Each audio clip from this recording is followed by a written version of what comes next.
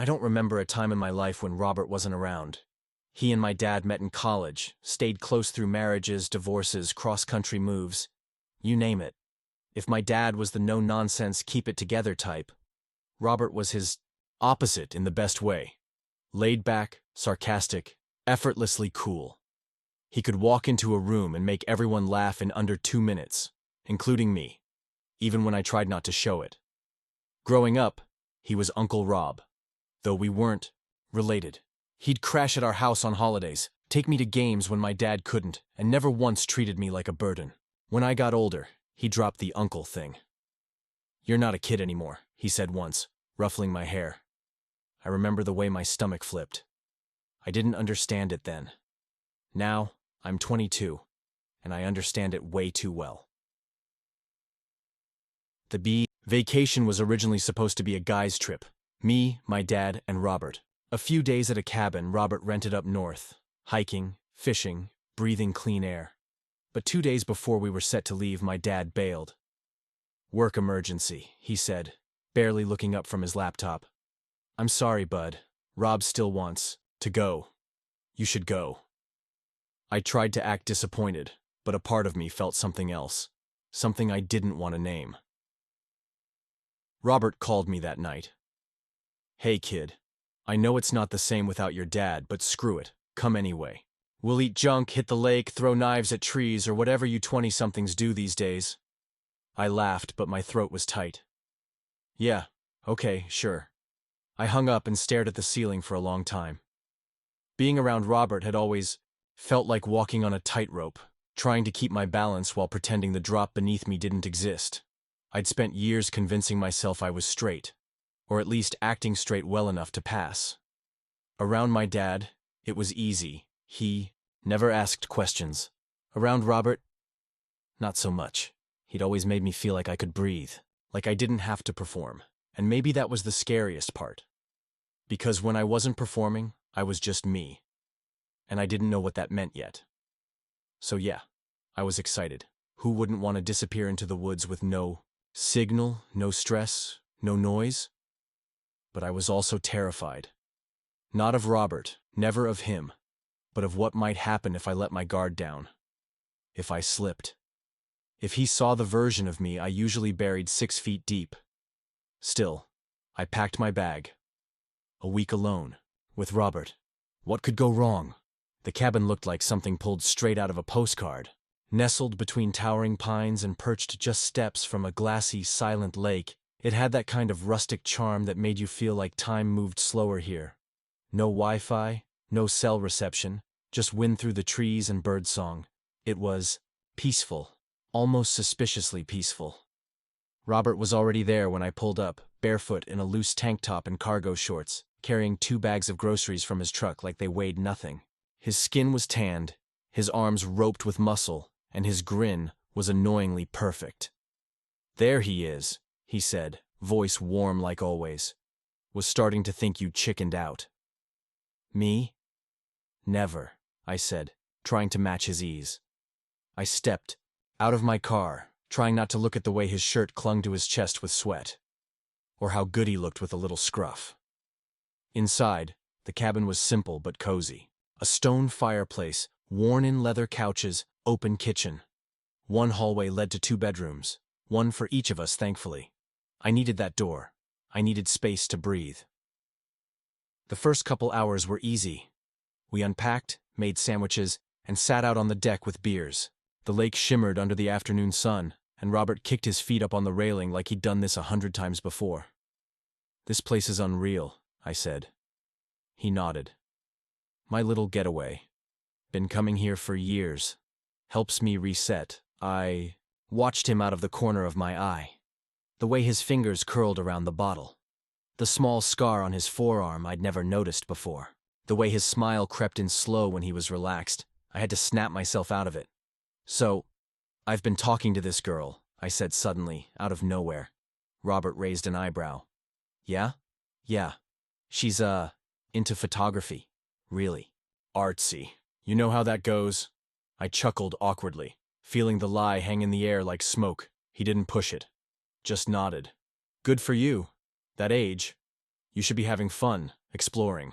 I wasn't sure if it was what he said or how he said it. That night, he peeled his shirt off while we were setting up the fire pit outside, and I pretended not to look. Pretended I wasn't affected. But I could feel the heat rise to my neck, could feel the way my chest tightened when he tossed me a log and our fingers brushed. I kept trying to steer the conversation towards safe topics. College, sports, anything. But it felt like walking through a minefield. He was too calm. Too close. Later, alone in my room, I lay on the bed with the window open, listening to crickets. I could still hear Robert moving around in the kitchen, humming something low and familiar. And I thought, if I could just keep acting straight long enough, maybe I'd survive the week. Maybe. The hike was Robert's idea. A trail that wrapped around the lake and disappeared into thick pine.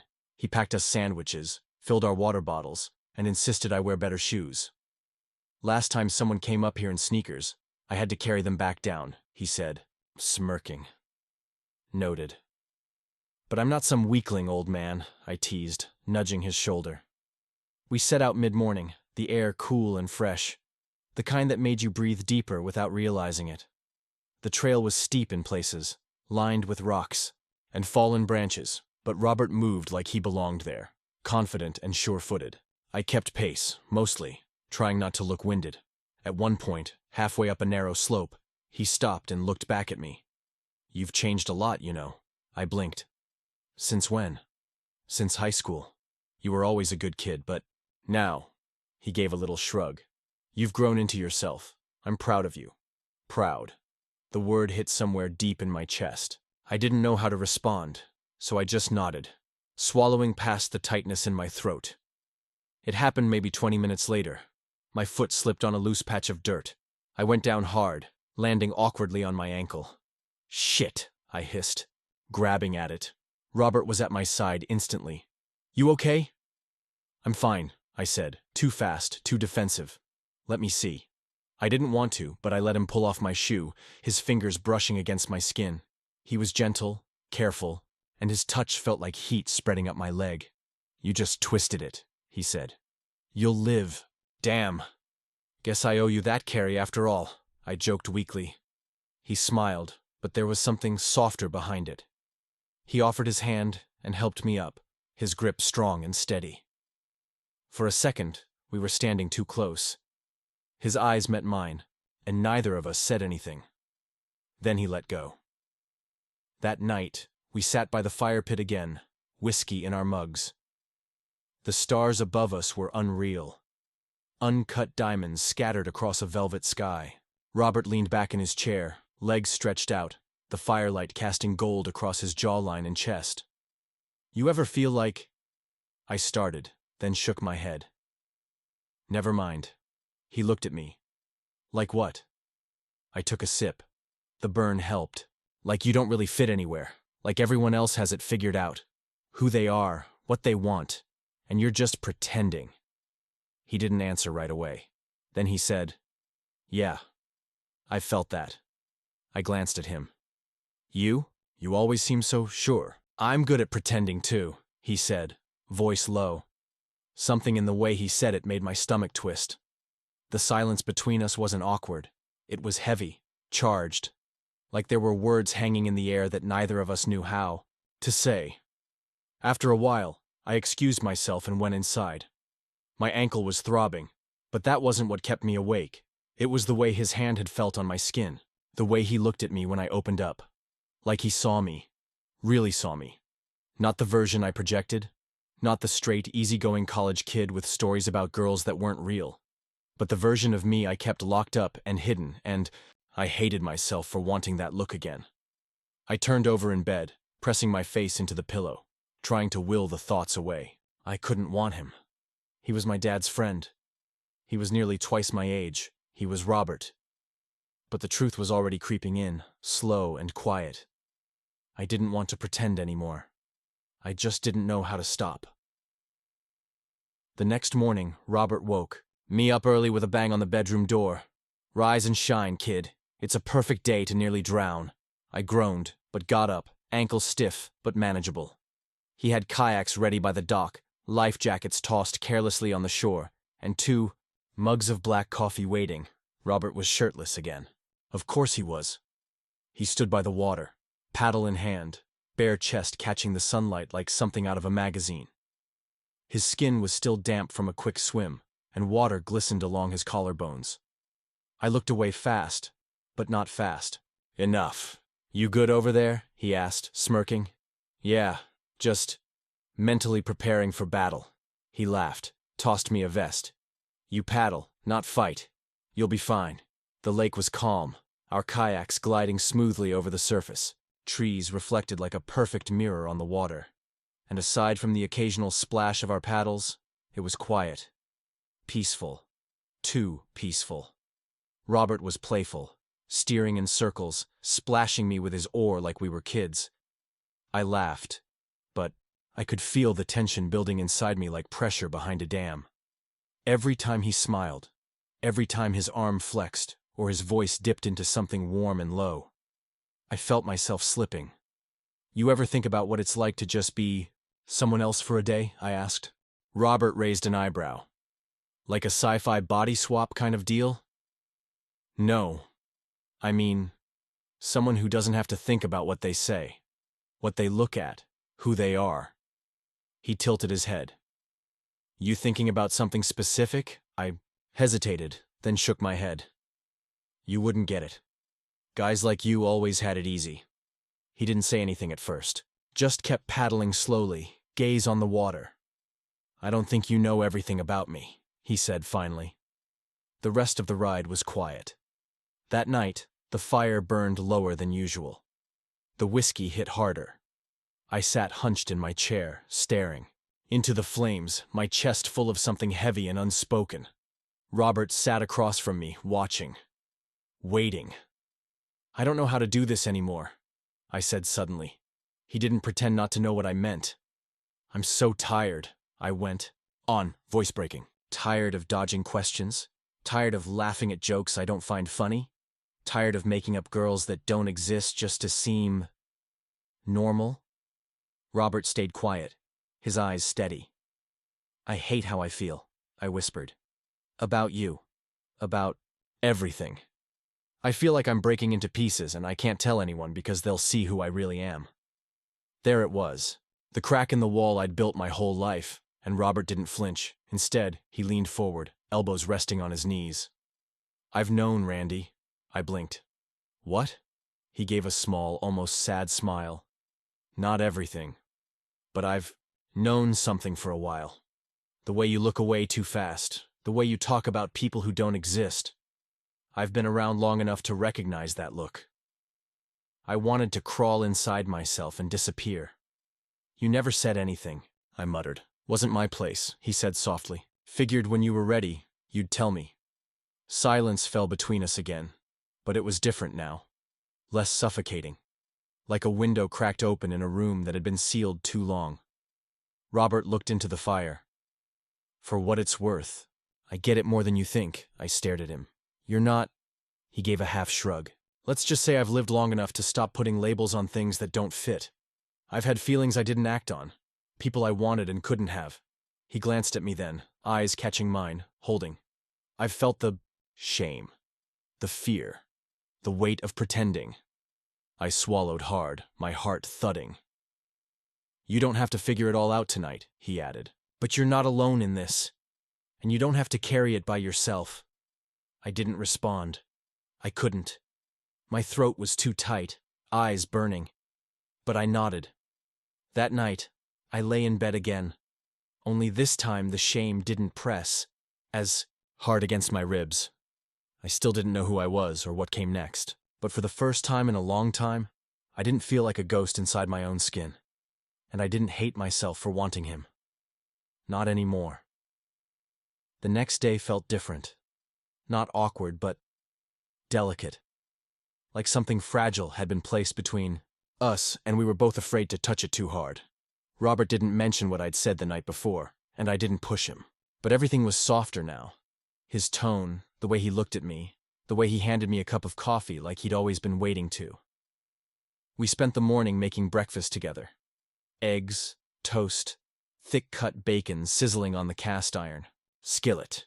We moved around the kitchen with an ease that surprised me, passing spices, brushing shoulders, sharing small glances when our hands almost touched. At one point, I dropped a fork. When I bent to grab it, our heads bumped. We both laughed, too long, like we didn't know what else to do with the tension crackling between us. Later, we went down to the lake again. Robert didn't even ask this time. He just stripped down to his swim trunks and dove in like the water was home.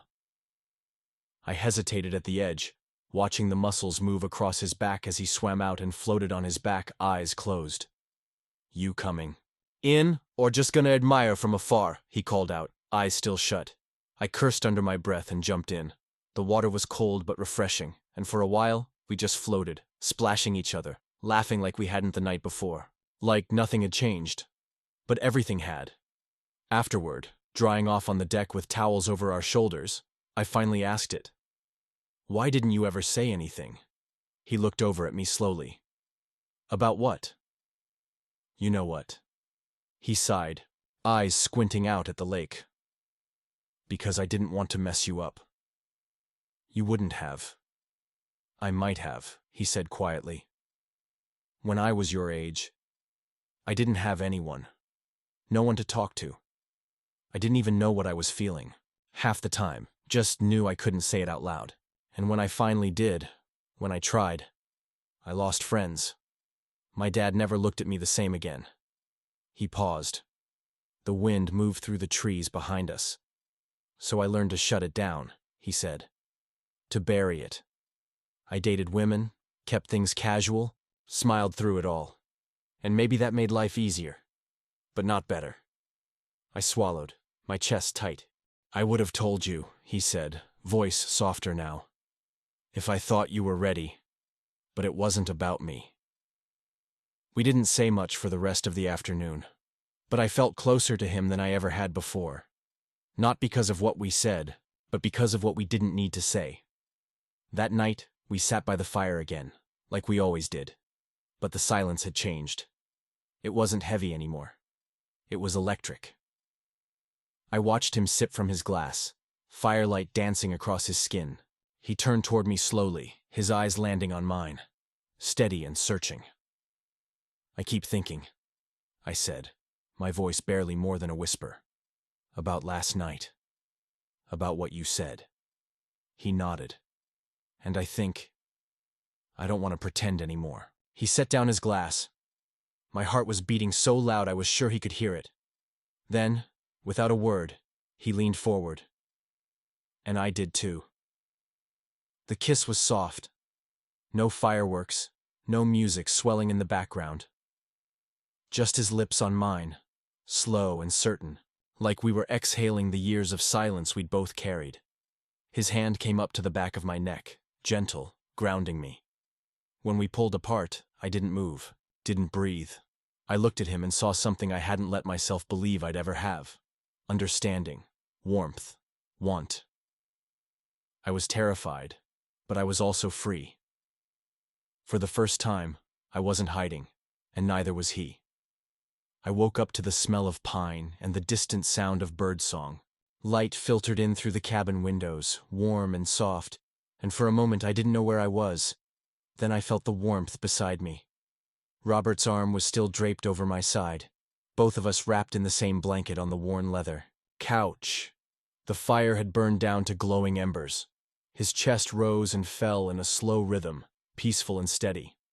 I didn't move.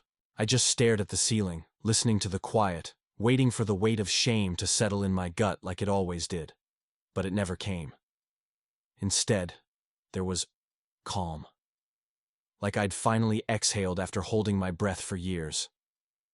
Robert stirred behind me, shifting slightly. I felt his hand slide back, fingers brushing my waist before he blinked awake. "Hey," he said, voice rough with sleep. "Hey," I whispered. We lay there for a while, neither of us saying much. There didn't seem to be a need for it. The silence wasn't awkward, it felt earned. Eventually I sat up, rubbing my face. "So, what now?" He looked at me, eyes still heavy with sleep but clear. "That's up to you." "I don't know what this means," I said honestly. "I don't even know what I am." Robert sat up too, pulling the blanket around his shoulders. You don't have to figure it all out right now. Just don't run from it. I met his eyes. There was no judgment there, no pressure. Just something quiet and real. I've been running so long I forgot what standing still felt like, I admitted. He smiled gently. Then maybe it's time to stop. We didn't talk about labels or plans or what would happen when we left the cabin. That wasn't the point. What mattered was the moment. The truth we'd finally stopped pretending wasn't there. I leaned back, letting my head rest against the couch. I don't want to lie anymore, I said. To myself, to anyone. Robert nodded slowly. That's a good place to start, and, for the first time in a long time, I believed him. We got up not long after, started the coffee, made breakfast like it was just another morning, but it wasn't. Everything was different now, because I wasn't hiding anymore, and neither was he. The car ride home was quiet. My dad picked me up from the station, all smiles and questions, asking if Robert fed me enough or made me hike too. Much. I answered like I always had. Calm, casual, just enough detail to keep things easy. But inside, I wasn't the same. There was a stillness in me now. Not silence, but clarity. When we got home, my room looked exactly as I'd left it. Clothes. On the floor, the same old posters on the wall, the same mirror I used to practice smiling in. But everything felt different. I kept touching my lips like they still remembered the fire. Like that kiss was still happening, somewhere in the back of my mind. Later that night, my phone buzzed. A text from Robert. I meant everything I said. Just that. No emoji. No overthinking. I stared at it for a long time, thumb hovering over the screen. I didn't reply right away. Instead, I sat on the edge of my bed and let myself feel everything, what it meant to be seen, to be touched and not recoil, to speak the truth and not be rejected. I thought about Robert's voice by the fire, his lips against mine, the hand on my back that didn't push, didn't pull, just stayed. He wasn't my boyfriend. He wasn't even mine. But for a few quiet, burning nights, he was the first person who ever saw all of me, and didn't turn away. And maybe, just maybe, he loved me a little for it. I went on that trip trying to act straight. I came back knowing I never wanted to lie again.